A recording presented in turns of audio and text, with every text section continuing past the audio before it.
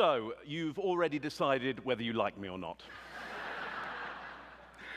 And you did that within a fraction of a second of seeing me. You made that unconscious choice the moment I walked on.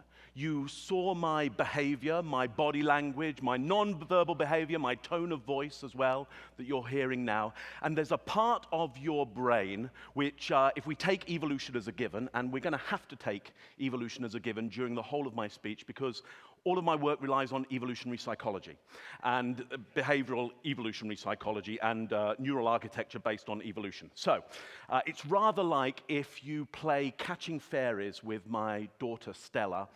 You have to believe in fairies, or you have to put on a really good performance that you believe in fairies, because otherwise it's just no fun. So taking evolution as a given, there's a part of your brain, it sits right on top of your spine, goes up inside of your head. Some people call it the brain stem, or the R complex, or the reptilian brain, or the primitive brain, and it makes snap judgments about everybody around it. And everybody around you uses that part of their brain to make snap judgments about you. And based on behavior, it decides, should we approach this person? Are they going to be good for us? Or should we retreat because they're going to be a huge risk? In fact, if I open this idea out a little bit more, there are simply 4 categories that your primitive brain has for everybody else around it. So as I walked on, there were 4 potential categories for me. I came on stage, I start behaving, and your primitive brain says, is Mark giving us some minimum specifications based on 500 million years of evolutionary data that he's possibly a friend for us?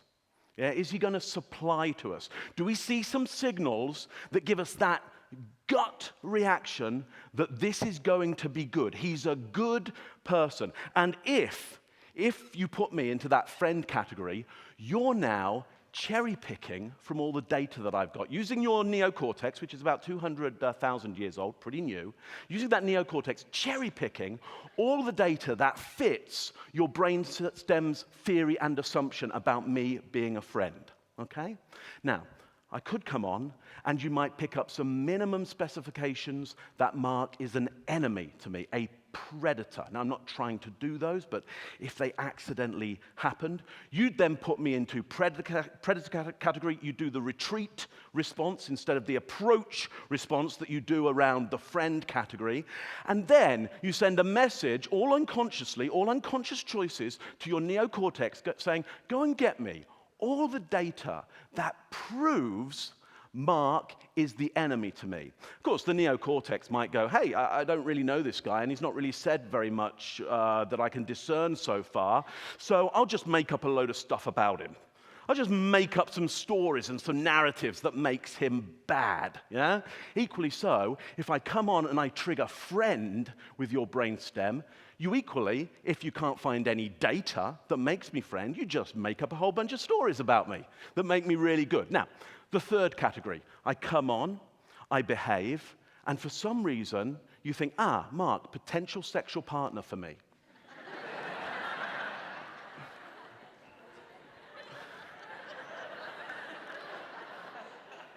So, when I do this, not usually that much laughter. Okay?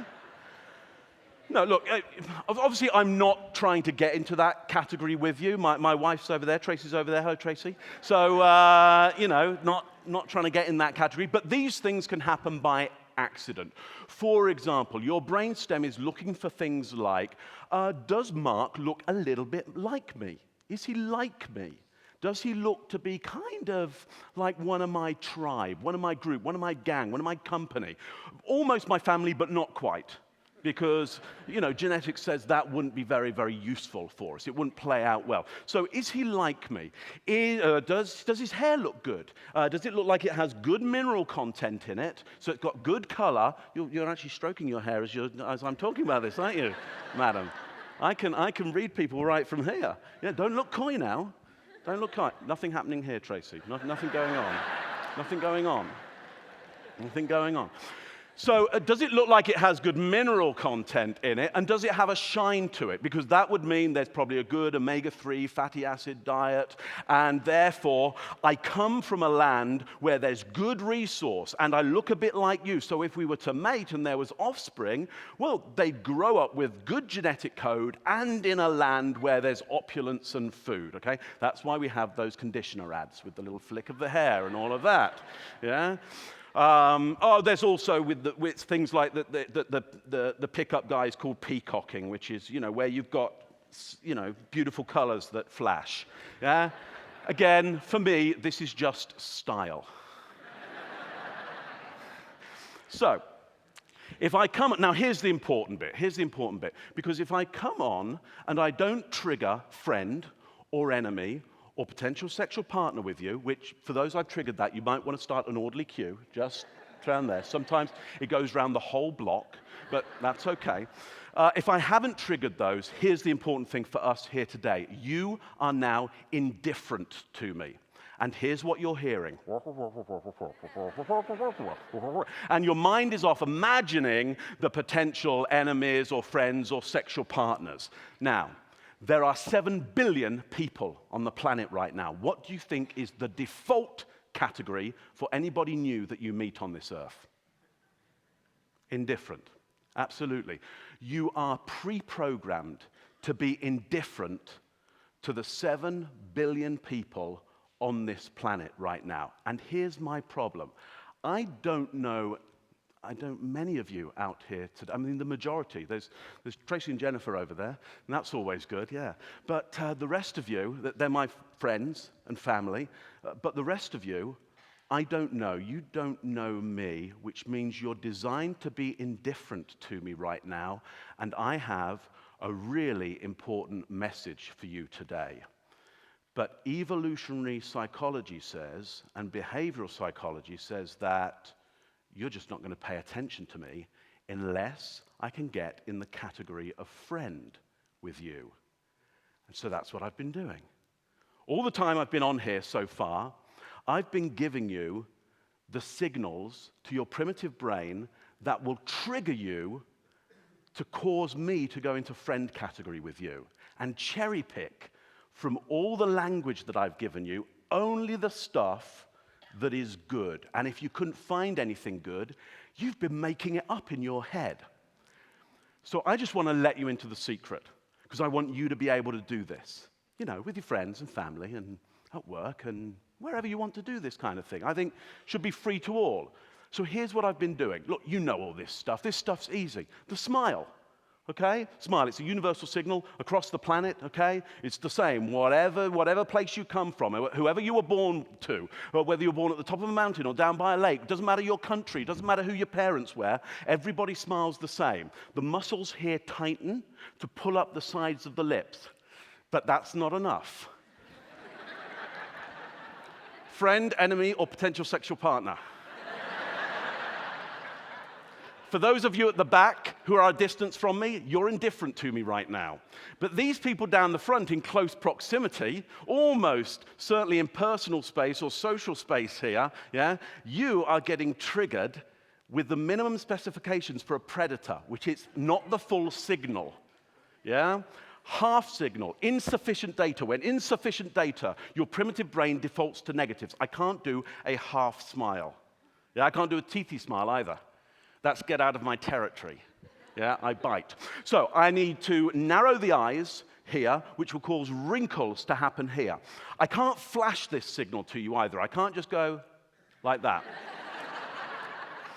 We know that the smile must build over 3 seconds, and it must sustain for about 3 seconds. Otherwise, it's insufficient data, and your primitive brain goes, predator. It doesn't get the full signal. Better be safe than sorry. The fight and flight system would rather judge me as a predator when I'm not and behave as if I'm a predator just to be safe. So if I can sustain this and build this over about 3 seconds, narrow those eyes, and get that smile, and get eye contact with some people, they'll smile back at me. Yeah, there we go. Good. That's good. Now, what I add to this is called the eyebrow flash. Okay? The eyebrows flash up. In fact, sometimes I sustain it for a long time. Yeah? And this is a universal signal for, I recognize you, I know you, you're my friend, you're a friend of the family. You can do this walking down the street. You walk down a street like this and you go, hello. And literally, it triggers their primitive brain, and they're like, oh, hey, good to meet you. When was it we last, yeah, no, it was last week, wasn't it? And yeah, how are the kids? And after about 5 minutes, they're like, so where do I know you from? And you're like, you don't, bye-bye. And off you go. Fantastic. You can try this. Here's the really important one. Is I show you no tools, no weapons, empty hands. It's a universal signal, okay, for I come unarmed.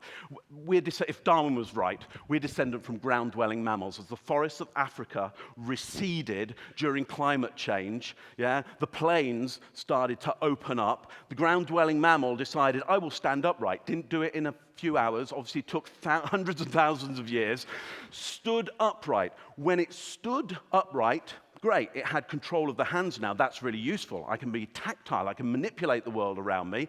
But also now, my belly area with lots of soft, delicate organs in is not protected by the ground. That means under stress, I better protect that. And if I'm not under stress, if I'm not a predator and you're not a predator, then I display this area to you with no tools, no weapons. I call this area the truth plane, because this is where you'll get stimulated and triggered at an unconscious level to choose me as being honest and truthful and good to be around. And if I smile with that as well and raise my eyebrows, you all go, Mark could read the telephone directory to us because you cherry-pick the numbers that you thought were great in it. Now, at this point, what people usually start to think is, actually, Mark, I'm getting a little bit disappointed now. Yeah. Because you're kind of manipulating us, aren't you? Yeah? And yeah, I absolutely am. And you say, Mark, why can't you be honest? Yeah, why can't you just be truthful? Why can't you just be authentic with us? You know, Mark, you've got some great ideas. Just deliver them how you like, build it, and they will come. Well, I'm telling you, they are not going to show up. They're going to watch Breaking Bad. Yeah, it's the final episode on Sunday. It's a good show. It's a great show. Yeah? And here's the thing. If I was really authentic with you right now and didn't use the behaviors that I've learnt and become highly skilled in order to become a good speaker around you, if I don't use my countermeasures to the fight and flight system, as I've decided not to do now, you'll see I'm not a good speaker, I'm just highly skilled in technique. In fact, if I were to be honest about this and authentic with you, and by authentic I mean that for me, authenticity is you know what's good for you, you know what's bad for you, and you will do what's good for you and right and feels right for you at an instinctual level regardless, because you want to be you. You want to be you regardless of the prizes or punishments out there, okay? If I was being truly authentic with you, I would not show up for this.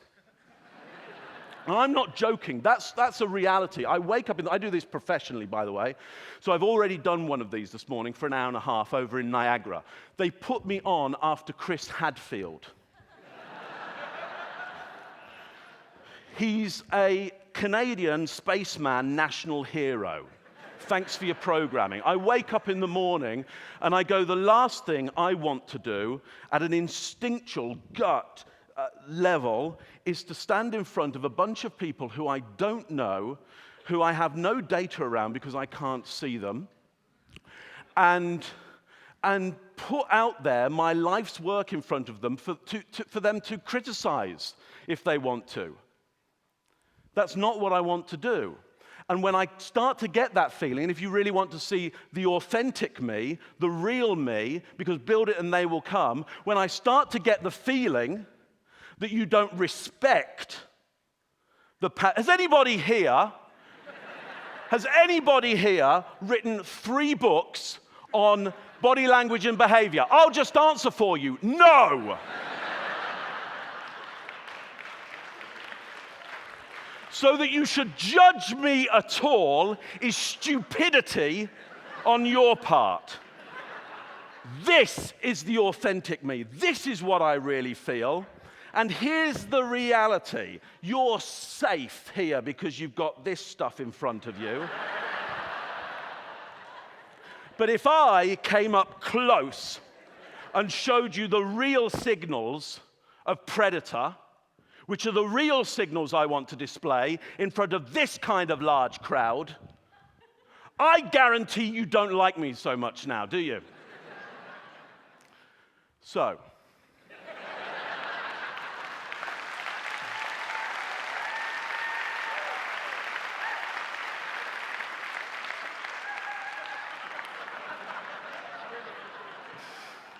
this stuff works so well. So, I choose my behaviors around you. And I'm going to tell you again, because what's coming up for me is a really important message for you. And if I act authentically, honestly in front of you, you're not going to listen to me. And I hope you listen to this, because it's really important.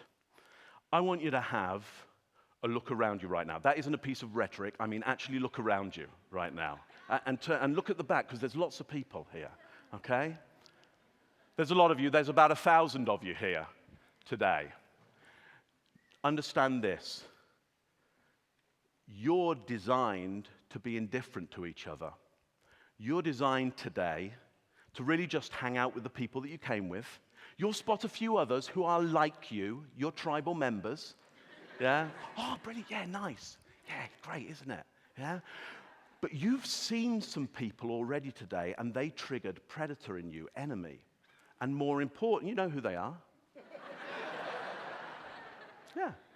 And you've also met some people today, the majority here, and you don't know who they are. You're indifferent to them, and you're never going to meet them.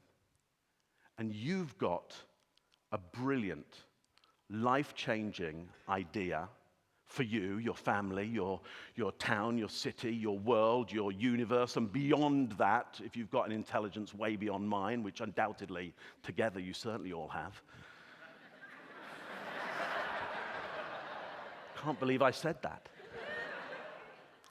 You've got some brilliant ideas, and they've got some brilliant ideas, but you're designed to be indifferent to each other. So I'm asking you today, I'm challenging you, and in fact, I'm just going to beg you. Okay? I'm just going to beg you. I need you to be more inauthentic with each other today. Not just today, tomorrow, the day after, and for the rest of your life. Because if you don't choose behaviors beyond your natural instincts for what you like and don't like, you will miss brilliant opportunities in your life.